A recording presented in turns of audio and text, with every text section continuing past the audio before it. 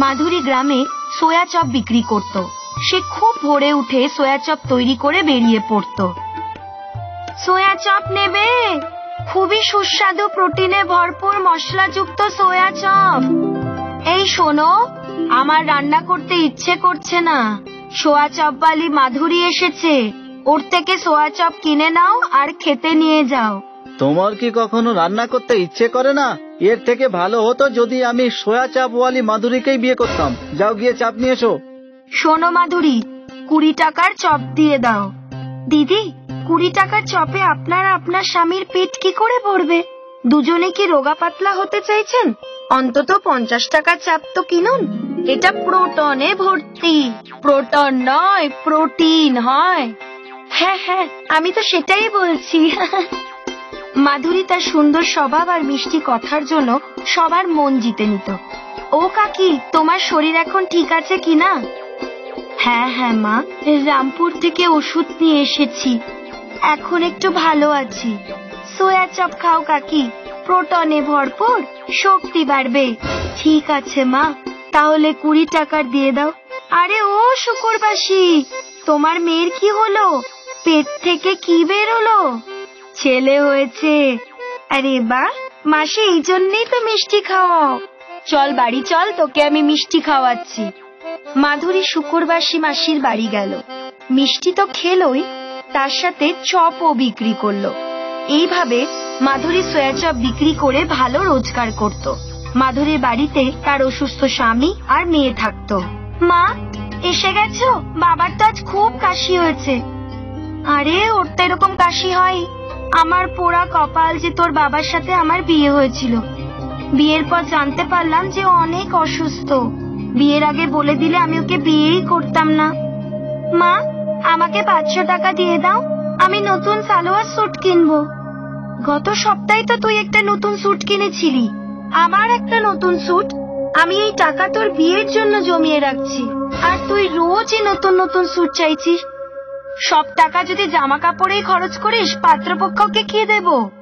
আমার দরকার নেই পনপনে, স্যুটের টাকা দিয়ে দাও, তা নাহলে আমি বাড়ি ছেড়ে চলে যাব। নিরুপায় হয়ে মাধুরী তার মেয়েকে টাকা দিয়ে দেয়। হায়, কি করে আমি তাড়াতাড়ি বড়লোক হতে পারবো?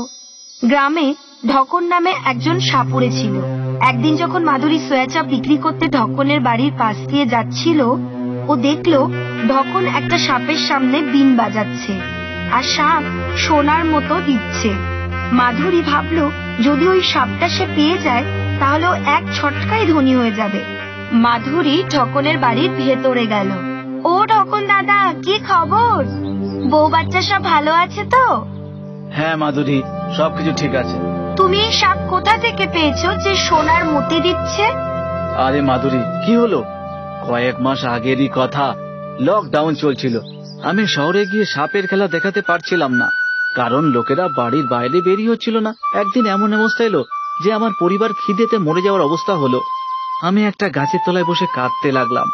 ওখানে একটা সাপকে পড়ে থাকতে দেখলাম। সাপটা আহত ছিল, মনে হয় ওর উপর দিয়ে কোনো গাড়ি চলে গেছে। আমি ওকে মলম লাগালাম, তারপর দুধ খাওয়ালাম। পরে বুঝতে পারলাম যে এটা কোনো সাধারণ সাপ নয়, এর সামনে বিন বাজালে এ সোনার মতি দেয়। সব ভগবানের আশীর্বাদ। যদি এই সাপ ওই দিন না পেতাম তাহলে জানি না আমার আর আমার পরিবারের কি হতো। মাধুরী ওই সাপটা নেবার ফোন দিয়ে আটকাতে লাগলো। ও সাপ বিক্রিকারী একজন লোকের কাছে গেল। ও ঢকনের সাপের মতো দেখতে একটা সাধারণ সাপ কিনলো। সাধারণ সাপটাকে সে তার সোয়া চপের চুবড়িতে রাখলো, আর সোয়া চপ বিক্রির নামে আবার একদিন ঢকনের বাড়ি গেল। ঢকন দাদা, আজ আমি একটা বিশেষ চপ বানিয়েছি। গ্রামের সব লোক এর স্বাদ চেখে দেখেছে, আর খানিকটা বেঁচে আছে, তুমি নিয়ে নাও। আচ্ছা, বিশেষ চাপ যখন বানিয়েছো তখন আমি নিশ্চয়ই খাবো।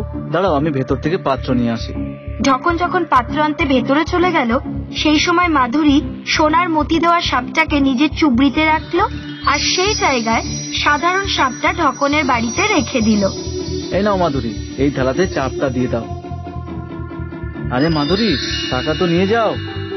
টাকার জন্য কিসের চিন্তা ঢকন দাদা, ও তো আমি অন্য কোনো সময় নিয়ে নেব। মাধুরী সোনার মতি পাবার খুব তাড়া ছিল। ও তাড়াতাড়ি তার বাড়িতে গেল। ও চুবড়ি থেকে সাপটা বার করলো আর সাপের সামনে বিন বাজাতে শুরু করে দিল। হে সাপদেব, তাড়াতাড়ি সোনার মতি দিয়ে দাও।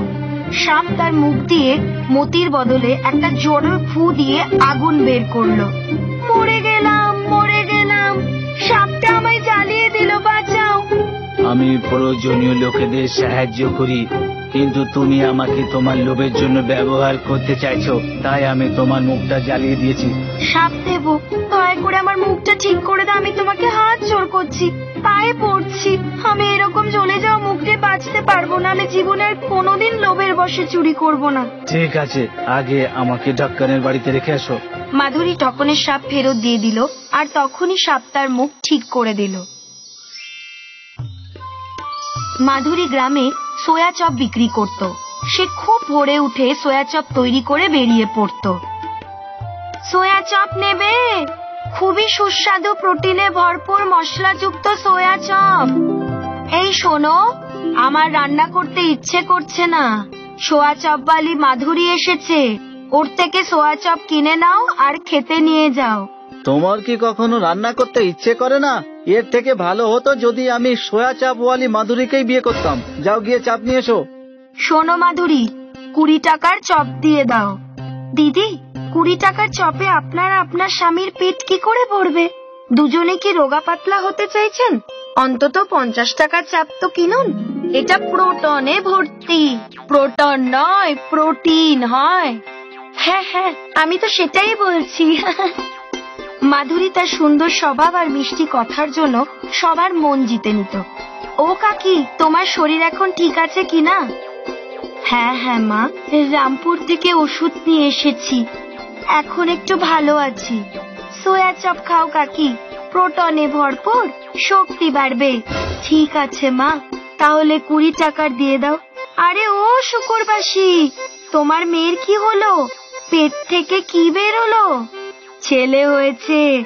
আরে বাহ, মাসি এই জন্যই তো মিষ্টি খাওয়াও। চল বাড়ি চল, তোকে আমি মিষ্টি খাওয়াচ্ছি। মাধুরী শুকুরবাসী মাসির বাড়ি গেল। মিষ্টি তো খেলোই, তার সাথে চপও বিক্রি করলো। এইভাবে মাধুরী সোয়া চপ বিক্রি করে ভালো রোজগার করত। মাধুরীর বাড়িতে তার অসুস্থ স্বামী আর মেয়ে থাকতো। মা, এসে গেছো? বাবার তো আজ খুব কাশি হয়েছে। আরে, ওর তো এরকম কাশি হয়? আমার পোড়া কপাল যে তোর বাবার সাথে আমার বিয়ে হয়েছিল। বিয়ের পর জানতে পারলাম যে অনেক অসুস্থ। বিয়ের আগে বলে দিলে আমি ওকে বিয়েই করতাম না। মা, আমাকে 500 টাকা দিয়ে দাও, আমি নতুন সালোয়ার স্যুট কিনবো। গত সপ্তাহে তো তুই একটা নতুন স্যুট কিনেছিলি, আবার একটা নতুন স্যুট। আমি এই টাকা তোর বিয়ের জন্য জমিয়ে রাখছি, আর তুই রোজই নতুন নতুন স্যুট চাইছিস। সব টাকা যদি জামা কাপড়েই খরচ করিস, পাত্রপক্ষকে কি দেব? আমার দরকার নেই পনপনে, স্যুটের টাকা দিয়ে দাও, তা নাহলে আমি বাড়ি ছেড়ে চলে যাব। নিরুপায় হয়ে মাধুরী তার মেয়েকে টাকা দিয়ে দেয়। হায়, কি করে আমি তাড়াতাড়ি বড়লোক হতে পারবো? গ্রামে ঢকন নামে একজন সাপুড়ে ছিল। একদিন যখন মাধুরী সোয়া চপ বিক্রি করতে ঢকনের বাড়ির পাশ দিয়ে যাচ্ছিল, ও দেখলো ঢকন একটা সাপের সামনে বিন বাজাচ্ছে, আর সাপ সোনার মতো দিচ্ছে। মাধুরী ভাবলো যদি ওই সাপটা সে পেয়ে যায় তাহলে ও এক ছটকায় ধনী হয়ে যাবে। মাধুরী ঢকনের বাড়ির ভেতরে গেল। ও ঢকন দাদা, কি খবর? বউ বাচ্চা সব ভালো আছে তো? হ্যাঁ মাধুরী, সবকিছু ঠিক আছে। তুমি এই সাপ কোথা থেকে পেয়েছো যে সোনার মতি দিচ্ছে? আরে মাধুরী, কি হলো? কয়েক মাস আগেরই কথা, লকডাউন চলছিল। আমি শহরে গিয়ে সাপের খেলা দেখাতে পারছিলাম না, কারণ লোকেরা বাড়ির বাইরে বেরিয়ে হচ্ছিল না। একদিন এমন অবস্থা এলো যে আমার পরিবার খিদেতে মরে যাওয়ার অবস্থা হলো। আমি একটা গাছের তলায় বসে কাঁদতে লাগলাম। ওখানে একটা সাপকে পড়ে থাকতে দেখলাম। সাপটা আহত ছিল, মনে হয় ওর ওপর দিয়ে কোনো গাড়ি চলে গেছে। আমি ওকে মলম লাগালাম, তারপর দুধ খাওয়ালাম। পরে বুঝতে পারলাম যে এটা কোনো সাধারণ সাপ নয়, এর সামনে বিন বাজালে এ সোনার মতি দেয়। সব ভগবানের আশীর্বাদ। যদি এই সাপ ওই দিন না পেতাম তাহলে জানি না আমার আর আমার পরিবারের কি হতো। মাধুরী ওই সাপটা নেবার ফোন দিয়ে আটকাতে লাগলো। ও সাপ বিক্রিকারী একজন লোকের কাছে গেল। ও ঢকনের সাপের মতো দেখতে একটা সাধারণ সাপ কিনলো। সাধারণ সাপটাকে সে তার সোয়া চপে চুবড়িতে রাখলো, আর সোয়া চপ বিক্রির নামে আবার একদিন ঢকনের বাড়ি গেল। তখন দাদা, আজ আমি একটা বিশেষ চপ বানিয়েছি। গ্রামের সব লোক এর স্বাদ চেখে দেখেছে। আর খানিকটা বেঁচে আছে, তুমি নিয়ে নাও। আচ্ছা, বিশেষ চাপ যখন বানিয়েছো তখন আমি নিশ্চয়ই খাবো। দাঁড়াও, আমি ভেতর থেকে পাত্র নিয়ে আসি। যখন পাত্র আনতে ভেতরে চলে গেল, সেই সময় মাধুরী সোনার মতি দেওয়া সাপটাকে নিজের চুবড়িতে রাখলো, আর সেই জায়গায় সাধারণ সাপটা ঢকনের বাড়িতে রেখে দিল। এই নাও মাধুরী, এই থালাতে চাপটা দিয়ে দাও। আরে মাধুরী, টাকা তো নিয়ে যাও। টাকার জন্য কিসের চিন্তা ঢকন দাদা, ও তো আমি অন্য কোনো সময় নিয়ে নেব। মাধুরী সোনার মতি পাবার খুব তাড়া ছিল। ও তাড়াতাড়ি তার বাড়িতে গেল। ও চুবড়ি থেকে সাপটা বার করলো আর সাপের সামনে বিন বাজাতে শুরু করে দিল। হে সাপ দেব, তাড়াতাড়ি সোনার মতি দিয়ে দাও। সাপ তার মুখ দিয়ে মতির বদলে একটা জোরে ফু দিয়ে আগুন বের করলো। মরে গেলাম, মরে গেলাম, সাপটা আমায় জ্বালিয়ে দিল, বাঁচাও।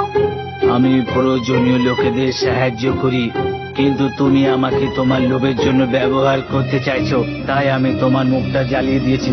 সাপ দেব, দয়া করে আমার মুখটা ঠিক করে দাও। আমি তোমাকে হাত জোড় করছি, পায়ে পড়ছি। আমি এরকম জ্বলে যাও মুখ দিয়ে বাঁচতে পারবো না। আমি জীবনে আর কোনোদিন লোভের বশে চুরি করব না। ঠিক আছে, আগে আমাকে ঢক্কানের বাড়িতে রেখে আসো। মাধুরী ঢকনের সাপ ফেরত দিয়ে দিল, আর তখনই সাপ তার মুখ ঠিক করে দিল।